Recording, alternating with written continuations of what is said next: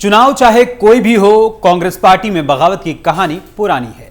हर चुनाव से पहले नेताओं की आपसी कलह देखने को मिलती ही है और इसका खामियाजा भी हरियाणा के विधानसभा चुनाव में कांग्रेस को भुगतना भी पड़ा था। लेकिन इसके बावजूद भी नेता हैं कि मानते नहीं।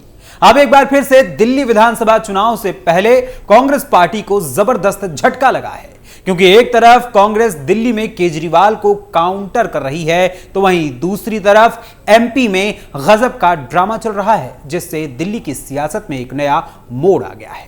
नमस्कार, वंदे मातरम, कैपिटल टीवी देख रहे हैं आप और मैं हूं आपके साथ अखिलेश पांडे। आज हमारे खास प्रोग्राम टर्निंग पॉइंट में बात होगी इसी अहम मुद्दे की।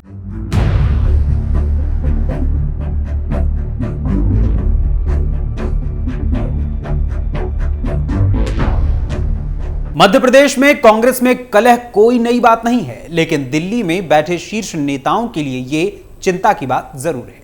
लंबे समय से मध्य प्रदेश कांग्रेस में दो फाड़ दिखाई दे रहे हैं। कमलनाथ दिग्गी जैसे नेताओं का एक अलग खेमा है, दूसरी तरफ खुद को युवा नेताओं की लिस्ट में गिनने वाले नए नवेले पीसीसी चीफ जीतू पटवारी का खेमा अलग रास्ते पर दौड़ता हुआ दिखाई देता है। 2023 में विधानसभा में इतनी बुरी हार और इसके बाद 2024 में लोकसभा में पूरी की पूरी 29 सीटें हारने के बाद कांग्रेस पार्टी एक होकर बीजेपी से लड़ नहीं पा रही है, बल्कि अपने घरेलू कलह में ही उलझी हुई है। सोमवार को भरी मीटिंग में कलह देखने को मिली, जब कमलनाथ, दिग्विजय सिंह, सांसद रह चुकी मीनाक्षी नटराजन जैसे दिग्गज नेताओं ने खुलकर कहा कि उन्हें दरकिनार कर दिया गया है, मीटिंग तक में नहीं बुलाते हैं। शायद इसी कारण पूर्व सीएम कमलनाथ का लंबे समय से कांग्रेस से मोहभंग सा लगने या दिखाई देने लगा था। विधानसभा चुनाव के बाद तो कमलनाथ का बेटे नकुलनाथ सहित कांग्रेस छोड़ बीजेपी में जाने के आसार या उनके विचार भी बन गए थे। कई दिनों तक फिल्मी पटकथा चलती भी रही और बात वहीं खत्म हो गई। सियासी जानकारों के अनुसार डील क्रैक नहीं हो पाई जो कमलनाथ अपने बेटे के लिए मांग कर रहे थे। भाजपा को कुछ जमा नहीं, लगा था कि लोकसभा चुनाव से पहले कमलनाथ दल बदल देंगे। खैर, अब एक बार फिर से उन्होंने भरी मीटिंग में कहा कि पार्टी में यह क्या हो रहा है, मुझसे कुछ पूछा नहीं जाता, मीटिंग की सूचना तक नहीं दी जाती, नियुक्तियां मुझसे विमर्श के बिना ही की जाती हैं। क्लेश तब और दिखा जब पूर्व सीएम दिग्विजय सिंह और पूर्व सांसद और राहुल गांधी की खास रही मीनाक्षी नटराजन ने भी कमलनाथ का समर्थन किया। नए नेताओं की उन लोगों की तरफ उदासीनता बताई। एक वर्चुअल मीटिंग में पूर्व सीएम कमलनाथ ने अपनी नाराजगी खुलकर जाहिर की और कहा कि आजकल पार्टी में ऐसा चल रहा है कि नियुक्तियों में मुझसे पूछा तक नहीं जाता। भले किसी के कहने से किसी की नियुक्ति हो न हो, लेकिन सीनियर्स से चर्चा करनी चाहिए। मुझे बैठकों तक की सूचना नहीं दी जाती, मीडिया से पता चलता है कि कांग्रेस की बैठक थी। कमलनाथ की बात पर दिग्विजय ने भी साथ दिया उनका, कहा मैं भी कमलनाथ जी की बात से सहमत हूं, बिना एजेंडे के बैठकें बुला ली जाती हैं।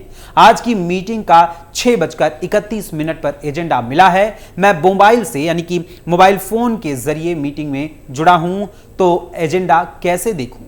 इस पर मीनाक्षी नटराजन का भी साथ मिला उन्हें। ये सब सुनकर ऑनलाइन बैठक में शामिल नेता प्रतिपक्ष उमंग सिंघार मीटिंग से लेफ्ट हो गए। कांग्रेस के अंदर मची इस खींचतान को लेकर बीजेपी ने भी तंज कसा है और चुटकी ली है। बीजेपी प्रदेश मीडिया प्रभारी आशीष अग्रवाल ने कमलनाथ दिग्विजय सिंह की नाराजगी पर कहा कि जीतू पटवारी नाथ दिग्गी गुट को ठिकाने लगाने की तैयारी में है। उन्होंने दावा किया कि बैठकों से दूरी, कार्यकर्ताओं की अनदेखी, ये सब कांग्रेस धीरे धीरे और भी कांग्रेस में बढ़ता रहेगा और लगातार बढ़ता जाएगा। कमलनाथ ने पार्टी के भीतर मांग उठाई कि लोकसभा चुनाव से पहले कांग्रेस छोड़कर बीजेपी में जाने वाले लोगों की घर वापसी कराई जानी चाहिए। उन्होंने कहा कि जो लोग हमें छोड़कर बीजेपी में चले गए थे, अब वो लोग वापस आना चाहते हैं, मुझसे संपर्क कर रहे हैं। हमें उनकी वापसी पर विचार करते हुए कोई फैसला लेना चाहिए। बैठक में मौजूद दूसरे नेताओं ने कमलनाथ की मांग पर कहा कि जो लोग पार्टी को धोखा देकर गए हैं, उन्हें वहीं रहने दिया जाए जहां पर वो हैं।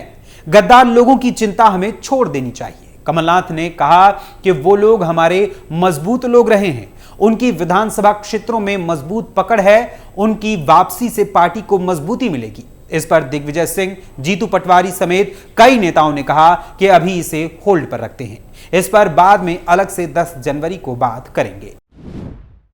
वहीं दूसरी तरफ दिल्ली विधानसभा चुनाव को लेकर कांग्रेस और आम आदमी पार्टी की सरकार के बीच जारी तकरार लगातार तीखी होती जा रही है। आम आदमी पार्टी प्रमुख अरविंद केजरीवाल के खिलाफ प्रदेश कांग्रेस के निरंतर तेज होते हमलों से साफ है कि विपक्षी गठबंधन इंडी से उसे बाहर कराने की आम आदमी पार्टी की धमकी का पार्टी मखौल उड़ाने में कोई कोर कसर नहीं छोड़ रही। आम आदमी पार्टी की धमकियों पर नरम पड़ने की बजाय कांग्रेस ने तीखे तेवर दिखाते हुए जवाबी हमले के लिए पंजाब के अपने नेताओं को भी मैदान में उतार दिया है। पंजाब कांग्रेस के नेता दिल्ली के चुनावी रण में उतरकर अपने प्रदेश में आम आदमी पार्टी की सरकार के कड़वे अनुभव जनता को बता रहे हैं। दिल्ली चुनाव में कांग्रेस का यह रुख आम आदमी पार्टी की चुनौतियों में इसलिए भी वृद्धि कर रहा है क्योंकि केंद्रीय नेतृत्व के मजबूत समर्थन के दम पर भाजपा चुनावी घेराबंदी का हर दांव चल रही है। ऐसे में आम आदमी पार्टी ने राष्ट्रीय स्तर पर विपक्षी गठबंधन में बिखराव का भय दिखाकर कांग्रेस को दबाव में लाने के लिए इंडी गठबंधन से उसे बाहर कराने का अल्टीमेटम दिया था, लेकिन अभी तक विपक्षी गठबंधन के किसी भी सहयोगी दल ने आम आदमी पार्टी के इस अल्टीमेटम का कोई भी संज्ञान नहीं लिया, किसी भी प्रकार का समर्थन नहीं दिया।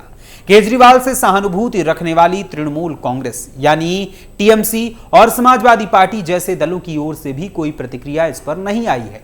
विपक्षी खेमे के घटक दलों के इस ठंडे रुख का ही परिणाम है कि कांग्रेस को 24 घंटे का अल्टीमेटम देने के करीब 10 दिन बाद भी आम आदमी पार्टी नेता अब इसकी किसी तरह की चर्चा नहीं कर रहे हैं। आम आदमी पार्टी ने कांग्रेस के जिस राष्ट्रीय कोषाध्यक्ष अजय माकन, संदीप दीक्षित और देवेंद्र यादव के प्रहारों के बाद विपक्षी गठबंधन से बाहर कांग्रेस को कराने की धमकी दी थी, उन्होंने ही पंजाब कांग्रेस के अध्यक्ष अमरिंदर सिंह राजा वडिंग सहित पार्टी के तमाम वरिष्ठ नेताओं को दिल्ली बुलाकर आम आदमी पार्टी पर शनिवार को गंभीर आरोप लगाए। इतना ही नहीं, अजय माकन ने तो केजरीवाल पर राष्ट्र विरोधी होने जैसे आरोप भी लगाए और कुछ दिनों में आम आदमी पार्टी के विरुद्ध सबूत सहित हमले करने के इरादे भी सार्वजनिक तौर पर जाहिर कर दिए हैं। केजरीवाल के विरुद्ध माकन रविवार को एक प्रेस कॉन्फ्रेंस करने की घोषणा भी कर चुके थे, मगर राजनीतिक और रणनीतिक लिहाज से इसे किसी अन्य दिन के लिए टाल दिया गया। दिल्ली विधानसभा चुनाव में केजरीवाल के विरुद्ध संदीप दीक्षित, वर्तमान मुख्यमंत्री आतिशी मारलेना के मुकाबले महिला कांग्रेस की राष्ट्रीय अध्यक्ष अलका लांबा और मनीष सिसोदिया के विरुद्ध पूर्व मेयर फरहाद सूरी जैसे उम्मीदवारों को उतारकर कांग्रेस ने इस चुनाव में अपनी तरफ से आम आदमी पार्टी को किसी तरह की गुंजाइश नहीं देने का संदेश दिया है। फिलहाल दिल्ली विधानसभा चुनाव की औपचारिक घोषणा तो कर दी गई है। 5 फरवरी को चुनाव होगा और 8 फरवरी को चुनाव के परिणाम आएंगे, लेकिन इस बार दिल्ली के चुनाव को लड़ने का पूरा असर पंजाब की राजनीति पर भी निर्भर दिखाई पड़ रहा है।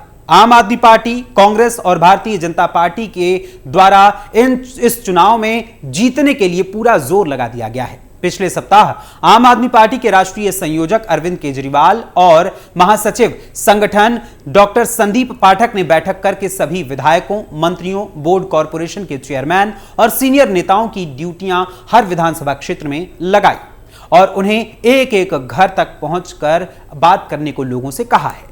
एक बार फिर से सत्ता में आने के लिए पार्टी और अरविंद केजरीवाल ने कई तरह की और भी गारंटियां देनी शुरू कर दी हैं, जिसकी काट के लिए कांग्रेस पार्टी ने भी अपने विधायकों और नेताओं को दिल्ली के चुनावी मैदान में उतार दिया है। कांग्रेस हाईकमान ने दिल्ली में अरविंद केजरीवाल को घेरने के लिए पंजाब के विधायकों और कांग्रेस नेताओं को प्रचार की जिम्मेदारी सौंपी है। पंजाब कांग्रेस के विधायक और नेताओं ने अरविंद केजरीवाल की उन गारंटियों को काटना भी शुरू कर दिया है। पिछले दिनों ही विपक्ष के नेता प्रताप सिंह बाजवा ने अरविंद केजरीवाल की ओर से दिल्ली में महिलाओं को 2100 रुपए देने की गारंटी पर एक जनसभा में कहा कि पंजाब में आम आदमी पार्टी ने महिलाओं को 1000 रुपए देने का वादा किया था, लेकिन 34 महीने गुजर जाने के बावजूद भी यह वादा पूरा नहीं किया गया। इनकी सरकार ने 34,000 करोड़ रुपए पंजाब की महिलाओं को देने हैं। इसी तरह पंजाब कांग्रेस अध्यक्ष और सांसद अमरिंदर सिंह राजा वारिंग, सुखजिंदर सिंह रंधावा, विधायक परगट सिंह ने दिल्ली में अलग अलग विधानसभा हलकों यानी इलाकों में जाकर आम आदमी पार्टी की सरकार पर निशाना साधना शुरू कर दिया है। हालांकि कांग्रेस और आम आदमी पार्टी दोनों ही इंडी गठबंधन की हिस्सेदार हैं, लेकिन दोनों में एक दूसरे के वोट काटने की होड़ लगी हुई है। कांग्रेस नेताओं ने दिल्ली की जनता को आम आदमी पार्टी की सरकार की ओर से दी जा रही मोहल्ला क्लिनिकों वाली सुविधा की काट करते हुए कहा कि पंजाब में आप सरकार की ओर से 16 नए मेडिकल कॉलेज खोलने का वादा किया गया था, लेकिन अभी तक एक ईंट तक भी कहीं नहीं लगी है। आम आदमी पार्टी भी दिल्ली के साथ साथ 2 साल बाद पंजाब के चुनाव पर भी नजर रख रही है। दिल्ली में उन्होंने पुजारियों और ग्रंथियों के लिए 18,000 रुपए प्रति महीने देने की जो घोषणा की है, उसका असर पंजाब में भी होने की संभावना है, ऐसा उन्हें लगता है, क्योंकि पंजाब में गुरुद्वारों और मंदिरों की गिनती दिल्ली के मुकाबले कहीं ज्यादा है। हालांकि केंद्रीय सिंह सभा के अध्यक्ष प्रोफेसर श्याम सिंह, महासचिव डॉक्टर खुशहाल सिंह, सिख विचारक जसपाल सिंह और सुरिंदर सिंह किशनपुरा ने अरविंद केजरीवाल पर हिंदू वोटों के ध्रुवीकरण का आरोप लगाया और कहा है कि दिल्ली में मौलवी वेतन पाने के लिए संघर्ष कर रहे हैं। उनके बारे में केजरीवाल कोई बयान नहीं दे रहे हैं। निश्चित तौर पर यानी कि खास तौर पर इसी तरह के बयान आने वाले दिनों में आम आदमी पार्टी के ये नेता पंजाब में भी देंगे।